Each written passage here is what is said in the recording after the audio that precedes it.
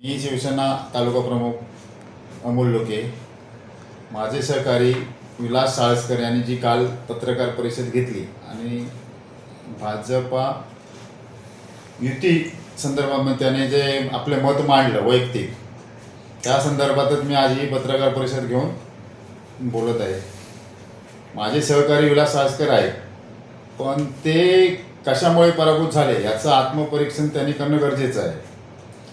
ते डायरेक्ट नितेश साहेबांच्या विरोधातच बोलायला लागले, हे चुकीचं आहे. मी पण युतीचाच पदाधिकारी होतो आणि आता उपसभापती आहे, तो पण नितेश साहेब, निलेश साहेब, शिंदे साहेब यांच्यामुळेच. आज या पदावर उपसभापती या पदावर जो मला बसवला आहे नितेश साहेबांनी, तो युती धर्म जर त्याने पाळला नसता तर मला ते पद पण मिळालं नसतं आणि त्यांनी ते बसवलं पण नसतं. मग त्यांना तसंच करायचं असतं तर.